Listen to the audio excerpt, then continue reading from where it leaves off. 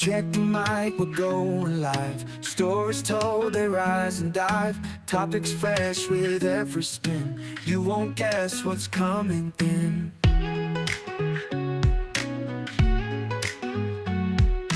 Every week a new surprise. Minds awake, never lies. Conversations bold and free. Tune in now, just wait and see. This podcast is uncalled for. Catch us here, there's so much more. Laughs and tales you can't ignore. A journey that will leave you floored. In the night or in the day. Hi, everybody. Welcome to the podcast. I have another great guest here today. So go and introduce yourself, please. Hi, I'm Jenna Talleda. I'm a registered dietitian and a certified intuitive eating counselor. All right, great. And welcome. And I guess we're going to be talking about health-related issues today, right? So, all right. Sure. Yeah. So what's your level of expertise in this field? Yeah, so I've been a dietitian for a while now, since 2007, and I started specializing in intuitive eating back in 2017, and so in addition to just my education and counseling experience and all of that, I also have my own experience with an eating disorder as well. And so I've overcome that, and now I work with others to help them overcome their issues with food and body and things like that. All right, good deal. So let's talk about eating and health. So a couple of years ago, I had I was in the hospital for an evening and thought I had a stroke. Turned out I didn't have a stroke, but they did put me on meds, and I started seeing a doctor regularly. Yeah. This time last year, I was about a little over 250, and had a little more of a gut on me than I do right now, and was pre-diabetic. Over the past year, made some dietary changes, tried not eating as much and tried cutting sugar as much out of my diet as possible. And in addition to keeping up with my meds, and I find that cinnamon actually helped out a little bit too. And I saw my doctor a little less than a month ago for annual checkup, and I'm now at 231, so I lost 25 pounds over the last year. And I am no longer pre-diabetic, but my AC1 is still a bit high. Okay. And yeah, that's a good way to start, I think. So. Sure. Well, I'm glad to hear that, that you're feeling better and that your A1C's come down and things of that sort. That's definitely some progress. I actually focus on nutrition from a different type of perspective, because where most health professionals focus on coming from a place of restriction and like saying you can't have this, or focusing on changing the scale, that you have to lose weight in order to be healthier. I actually work on something that's called intuitive eating, which is about cutting out all of that noise about how you're supposed to eat and what your body's supposed to look like. And instead, it's about coming back into your own self and listening to what your own body is trying to say, because nobody knows how hungry or full you are. Nobody knows what your body needs at that given time except for you. So if like somebody were to say, oh, you could only have this much food at any time, you might be more hungry than that. You might be less hungry. But you might be more inclined to try to follow that because maybe the person has credentials, or or things of that sort. But the fact is that your body knows how much it needs. And if we sit there and we try to go against that, then our bodies end up coming back and saying, "Hey, wait a minute, I'm hungry." Mhm. And then we might find ourselves getting to a place where we feel over hungry, or eating quickly, or eating to a place of uncomfortable fullness. And then we get the guilt and the shame because we didn't follow the rules that we were told. And then it's like this vicious cycle that keeps going. So intuitive eating is about breaking that cycle and coming back into our own selves, because we are born with the ability to know how to eat and how to feed ourselves and things like that. It's just that our well-meaning caregivers and our medical community and our society as a whole, they all tell us that we can't trust ourselves, Mhm. and we have to follow all of these rules about eating in order to be healthy. But like I said, it just takes us in this way of feeling more guilt and out of control about food. And when you can take that, change that relationship, where it's feeling guilty or out of control, then all of a sudden you have this food and body freedom. Mhm. And it doesn't feel like you're breaking the rules all the time. Do you know what I mean? Sure, sure. Yeah. So, so with me, one of the big things I did is, yeah, I'm doing a little bit of that myself. Just Yeah. eat when I'm feeling hungry, and if it's a certain food that I really like, yeah, I'll probably eat some of that. But lately, yeah, just try and get at least one meal a day. Maybe Good. I know, we've been culturally taught to at least 3 meals a day. Uh, I think with just the way I am and trying to go about things, one or two may suffice, and I'd still feel pretty good about it. But I totally I totally get it. Eating disorders are very much a problem. Um, Mm. I and I I I want to say it's a unisex problem because I think men can Oh, suffer from eating yes. disorders too. We do tend to say women suffer from those because they're trying to, um, for the most part, um, fit a certain body type. Yes. And It's and as we were growing up, I uh it was really like pushed into our brain, like the type of person that can experience an eating disorder tends to be a young white teenage girl in her like yeah, during her teenage years. Mhm. But the fact of the matter is that eating disorders can affect anybody. They can affect any person, any race, any gender, anything like that, because we're all in this world that tends to be very diet focused, very fat phobic, very we have to stick to this BMI Mhm. box. And if we step outside that BMI box, then the world is going to collapse or something like that, which is a whole lot of baloney. Yeah. And unfortunately, where we get the words overweight and obese, which I really don't like, I find them to be very, uh, they're very oppressive terms. But where we get those terms from is from the body mass index, which actually tells us nothing about what's happening inside of our body.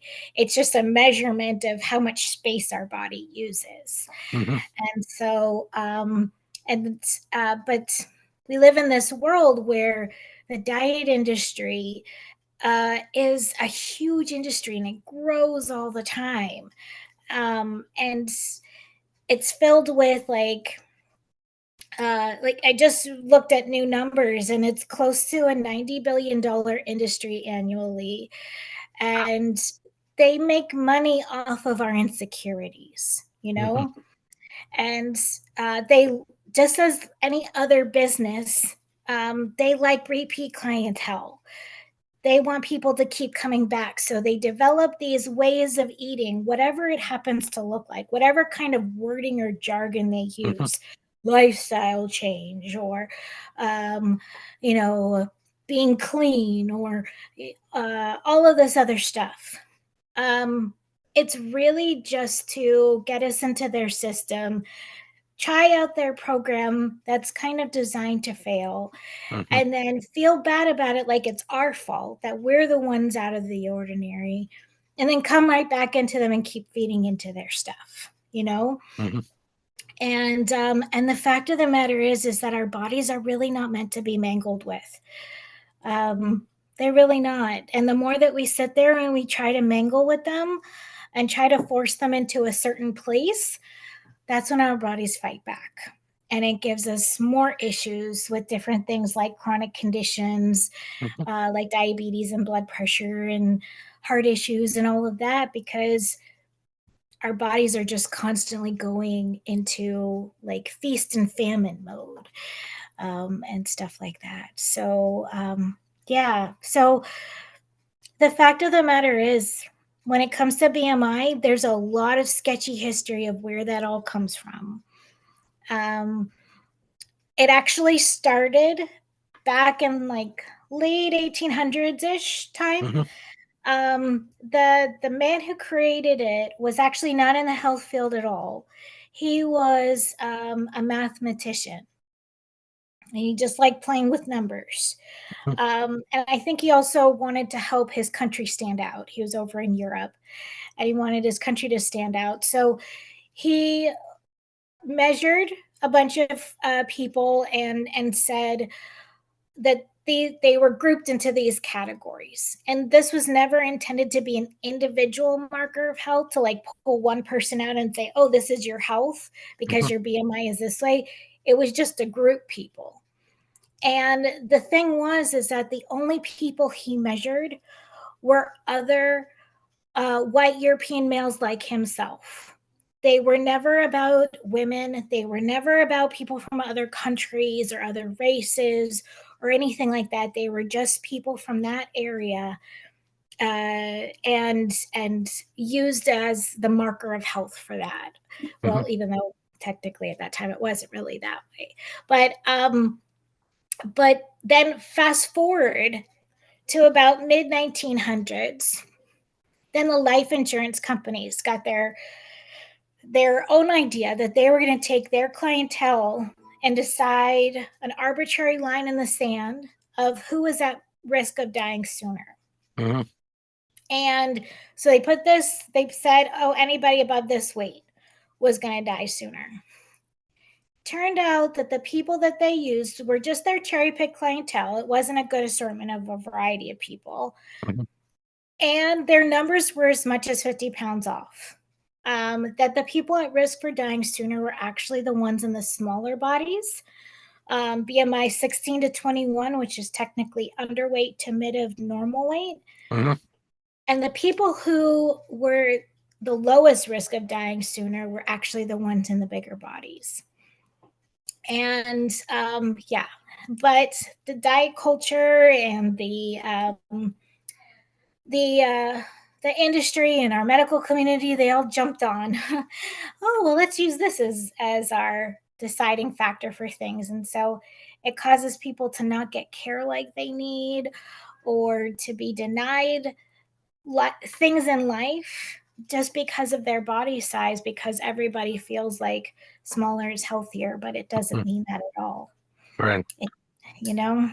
Yeah. So, yeah, how does that feel? What do you think Uh, about?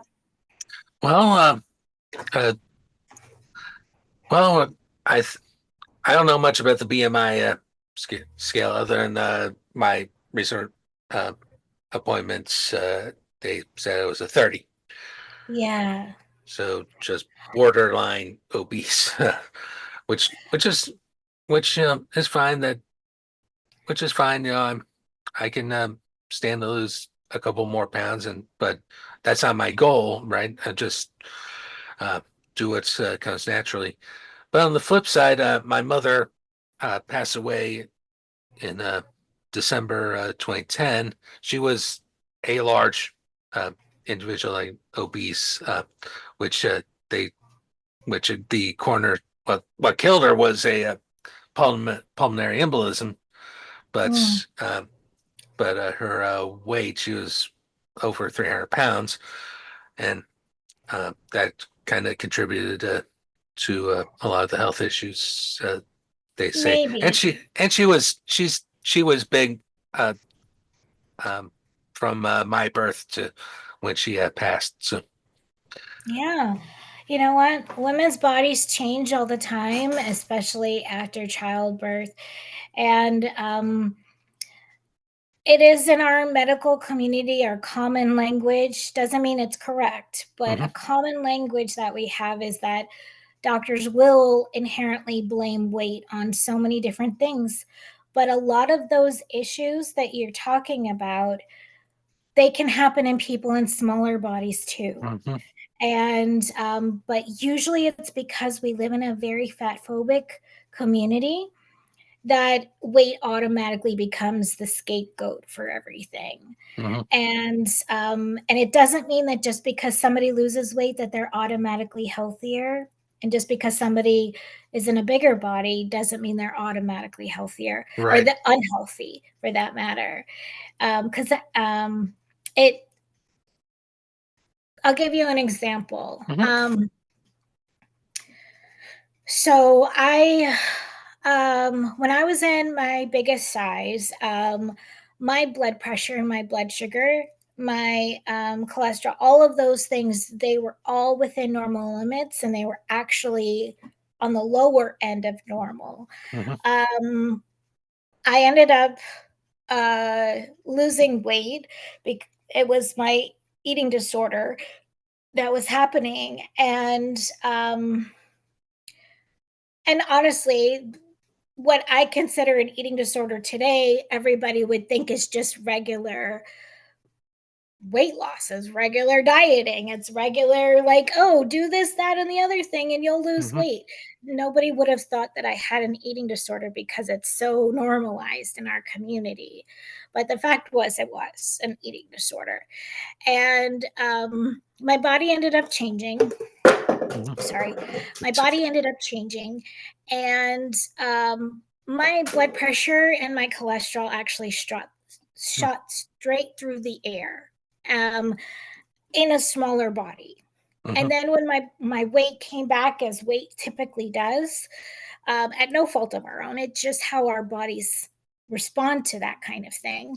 mhm, Then my numbers actually went back to where they were, and um there's been over the years that I've done counseling, there's been plenty of folks that I've spoken with, some who are in smaller bodies that are actually not in a very good health state, and then there's other people I've spoken to that are in bigger bodies that actually do have pretty good numbers. mhm, And even if those numbers were off, it doesn't necessarily mean it was the weight that was contributing to what those things were.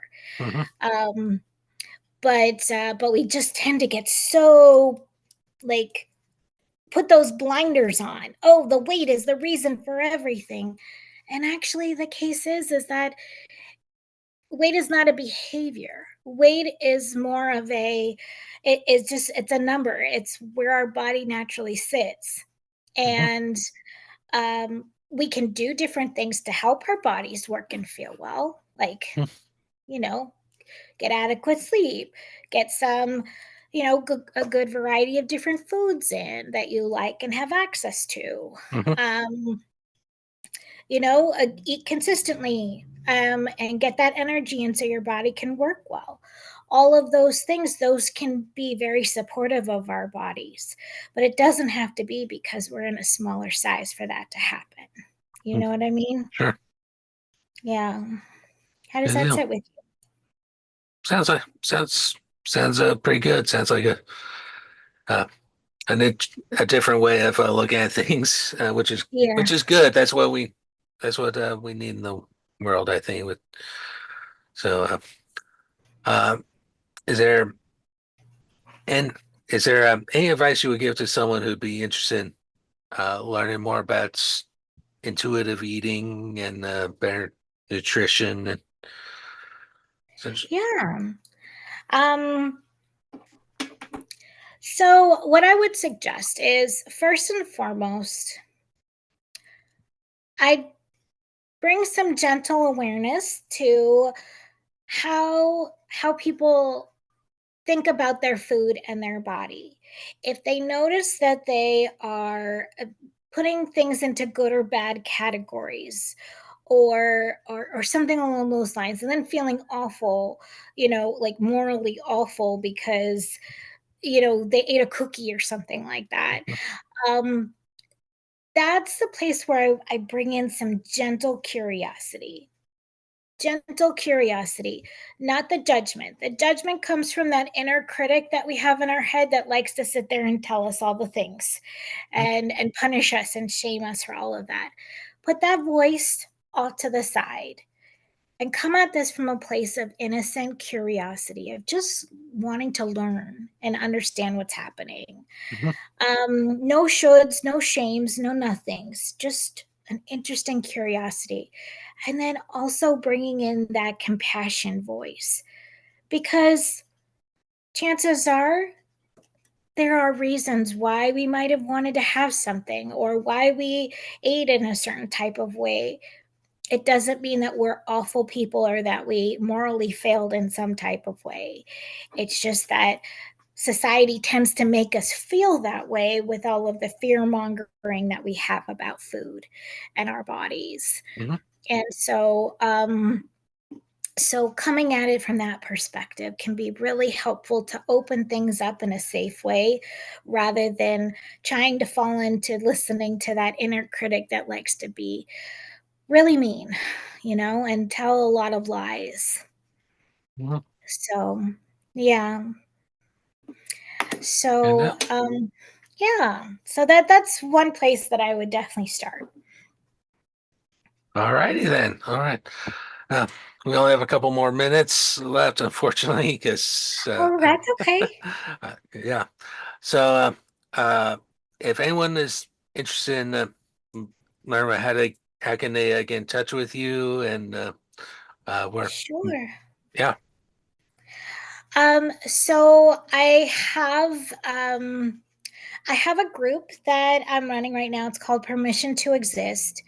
And it's a membership that teaches people all about the principles of eating and being able to um, change that thought pattern with food and body. And you could definitely find me on social media. My handle is your.nutrition.ally on Instagram, and also on Facebook as well.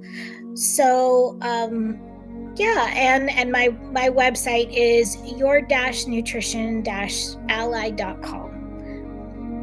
All right. Well, thank you so much for your time and for your insights. And yeah. Thank you so much for having me. I really Mhm. appreciate talking with you. Mhm.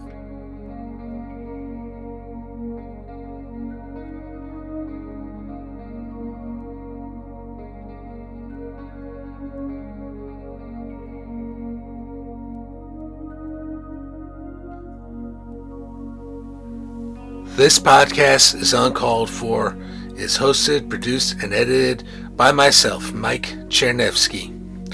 The opening music is the This Podcast is Uncalled For theme, created at suno.com, suno.com.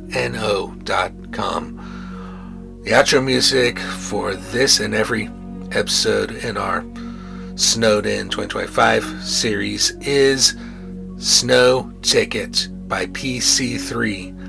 Licensed under Creative Commons by Attribution License. You can find this at freemusicarchive.org. Please support the podcast and purchase our exclusive Uncalled For merchandise. T-shirts, sweatshirts, mugs, stickers, and so much more. Go to www.cafepress.com/uncalledforpod. Thank you so much for listening. We will see you next time.